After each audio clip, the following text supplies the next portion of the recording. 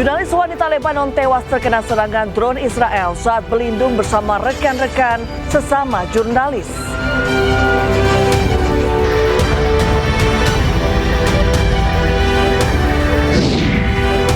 Pasukan Angkatan Laut Garda Revolusi Iran menahan kapal kontainer yang nekat melintasi Selat Hormuz.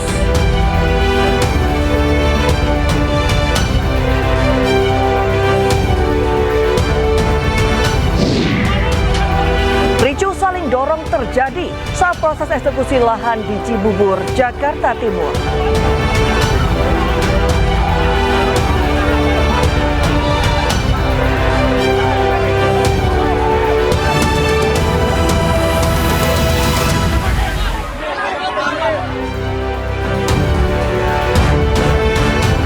Selamat sore pemirsa, demikian tadi berita pilihan Ayu Sore bersama saya Reni Arumsari.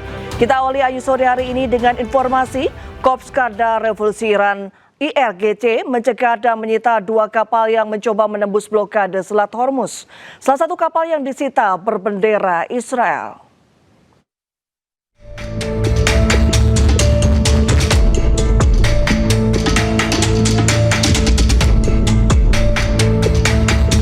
Sebuah video yang dirilis Korps Garuda Revolusi Iran IRGC memperlihatkan kapal yang berisi personil militer Iran menaiki salah satu kapal kargo yang dicegat di Selat Hormuz.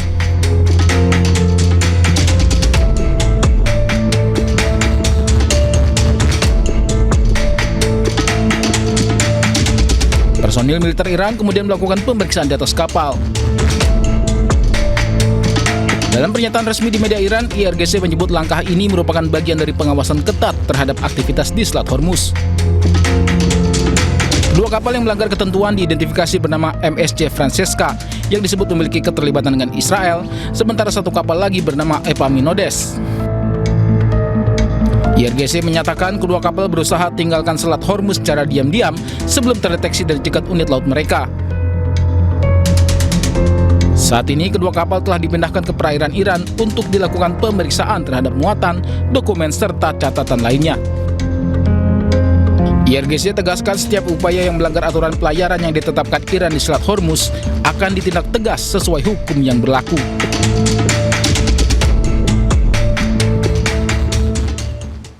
Amerika Serikat mencegat 3 kapal tanker minyak milik Iran di perairan dekat wilayah Indonesia. Blokade Amerika Serikat tetap berjalan untuk menekan Iran agar bersedia mengikuti perundingan damai di Pakistan.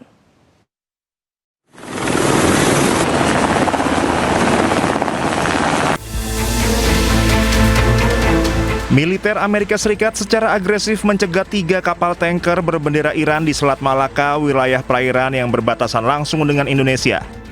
Pencegatan strategis ini sengaja dilakukan Amerika Serikat di perairan terbuka untuk meminimalisir risiko ancaman ranjau laut yang kerap tersebar di area konflik.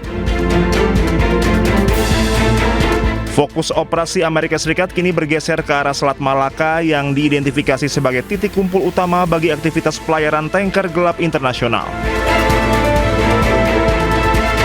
Selat Malaka menjadi jalur alternatif bagi tanker gelap pembawa minyak ilegal dari negara yang terkena sanksi Amerika Serikat. Supertanker Deep Sea menjadi salah satu armada utama yang jalurnya dialihkan pasukan keamanan Amerika Serikat. Selain itu, kapal Selfin yang mengangkut muatan minyak sekitar 65% dari kapasitas total juga berhasil diamankan militer Amerika Serikat. Sementara kapal Dorena yang membawa 2 juta barel minyak mentah kini berada dalam pengawalan ketat kapal perusak Angkatan Laut Amerika Serikat. Komando Pusat Amerika Serikat menyatakan kapal Dorena tertangkap tangan saat berusaha menembus barikade pengamanan di Samudra Hindia. Militer Amerika Serikat juga dicurigai telah menghentikan tanker Deria yang sebelumnya gagal melakukan bongkar muat komoditas minyak di wilayah India. Total 29 kapal dipaksa putar balik sejak kebijakan blokade pelabuhan Iran ini resmi diimplementasikan Amerika Serikat. Kepala Staf Gabungan Amerika Serikat Jenderal Dan Kane sebelumnya memang telah memprediksi Selat Malaka akan menjadi lokasi krusial pencegatan.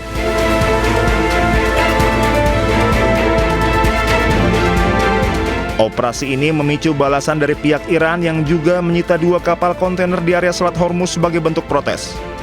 Kondisi ini memperparah gangguan pasokan energi global karena Selat Hormuz merupakan jalur bagi 1/5 kebutuhan minyak dunia.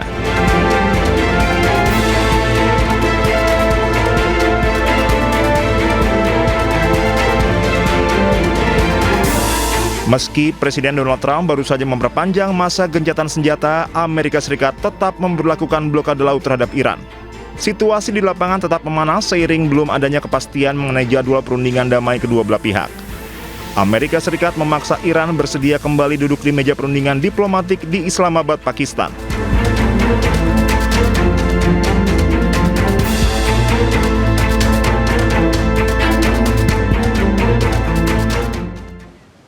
Pemirsa, Komando Pusat Amerika Serikat atau CENTCOM merilis video kesiapan siaga pasukan Amerika Serikat pada saat gencatan senjata sepihak dengan Iran.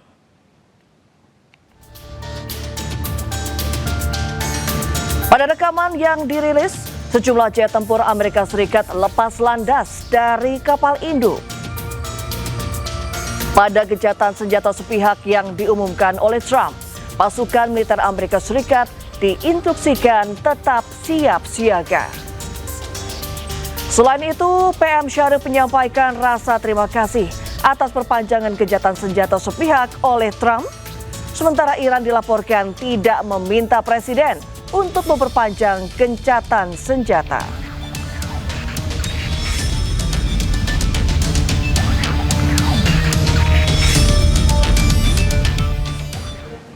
Komandan Angkatan Darat Iran memperingatkan musuh agar tidak meremehkan kekuatan militer Iran. Peringatan ini menegaskan kesiapan tempur Iran di tengah ketegangan kawasan.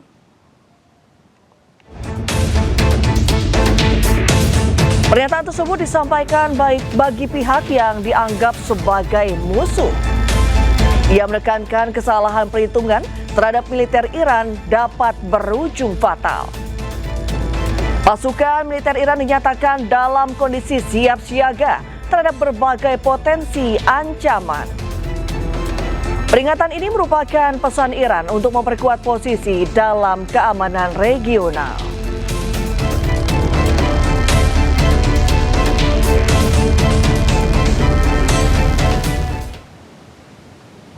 Ya pemirsa, di tengah gencatan senjata sepihak oleh Amerika Serikat, Iran memamerkan rudal miliknya di jalanan Teheran. Pameran rudal raksasa Iran seolah menjadi pesan visual untuk Amerika dan Israel akan kelengkapan alutsista yang masih dimiliki Iran.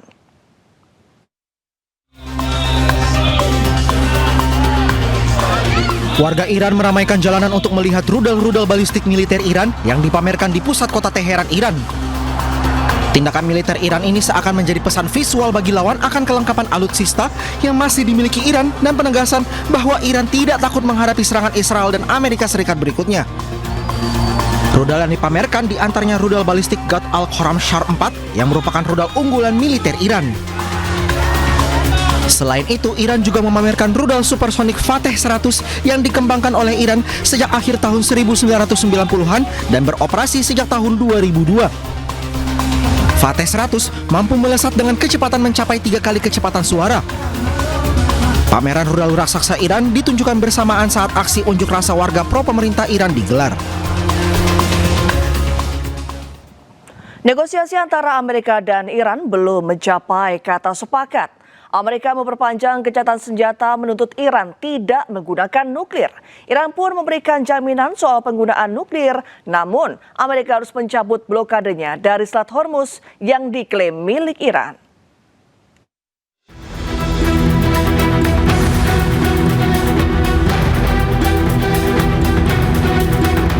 Serangan gabungan Amerika Serikat dan Israel pada 28 Februari 2026 memicu perang di Iran. Kedua pihak saling melancarkan serangan dengan menargetkan berbagai objek vital. Pada negosiasi pertama antara Amerika dan Iran di Islamabad, Amerika menuntut Iran menghentikan produksi nuklir dalam tujuan apapun. Iran pun kini mengamini, namun meminta Amerika menghargai Iran yang memiliki hak atas Selat Hormuz. First, of course, we want our right to be, respected. And secondly, sanctions be lifted. Sanctions are imposed because there are concerns that our program may go for weapons, and we can continue our enrichment for peaceful purposes. Then every details of that is negotiable. And I hope that nothing would happen which interrupt that. It would be a big threat for everybody. If war starts, that would be a disaster for everybody. Sementara itu, Sekretaris Pers Gedung Putih menyebut Amerika Serikat menawarkan fleksibilitas kepada Iran. Amerika juga telah memperpanjang gencatan senjata untuk memberi waktu kepada Iran agar Iran bisa memenuhi tuntutan mereka. Again, the president's offering them a little bit of flexibility because we want to see a unified proposal to the president's very strong proposal, and he's made his red lines very clear. So as we await that response, there's a ceasefire with the military and kinetic strikes, but Operation Economic Fury continues, and the effective and successful naval blockade continues as well of ships and vessels that are moving to and from Iranian port. Gencatan senjata antara Iran dan Amerika membuka ruang diplomatik bagi kedua negara untuk menyelesaikan persoalan. Serangan rudal juga dilaporkan telah berhenti, setidaknya untuk sementara waktu.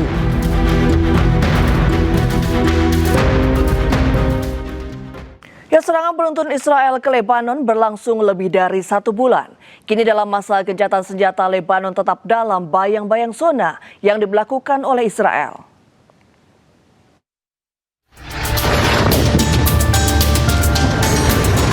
45 hari Israel membombardir Lebanon.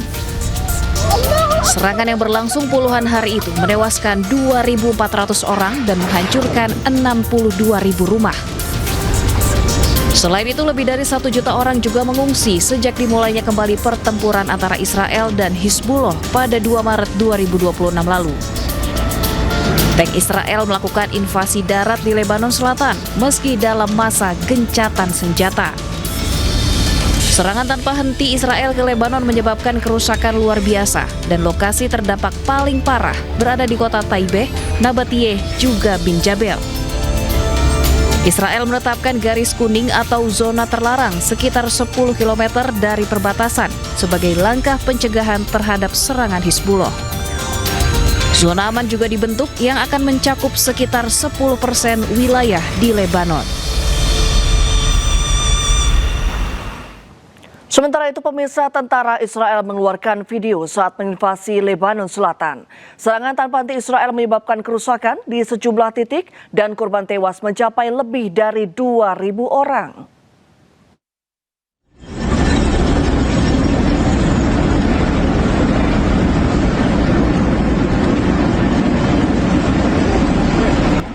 Militer Israel membagikan video saat tank-tank mereka menginvasi darat Lebanon Selatan. Warga di Lebanon Selatan juga diusir dari rumah-rumah mereka yang sebagian besar sudah hancur akibat serangan Israel.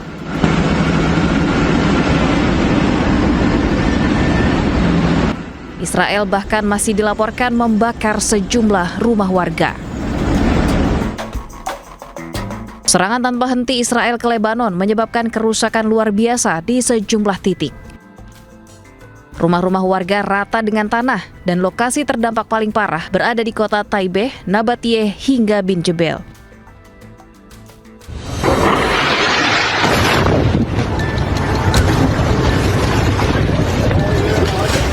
Allahu Akbar.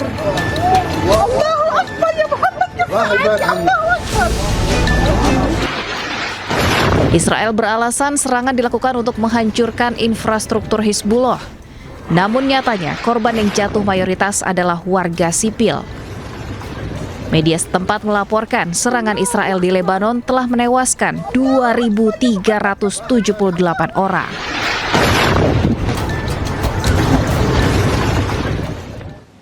Pelanggaran kejahatan senjata yang dilakukan oleh Israel menyebabkan kerusakan parah di Lebanon.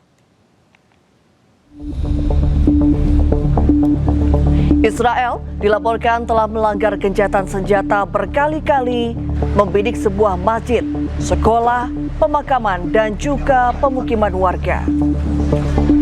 Sebuah masjid hancur tak bersisa di kota Jibjit, Lebanon, usai jadi serangan militer Israel. Gencatan senjata antara Israel dan Hizbullah berlaku sejak Jumat lalu. Namun, 200 pelanggaran terjadi dalam 4 hari.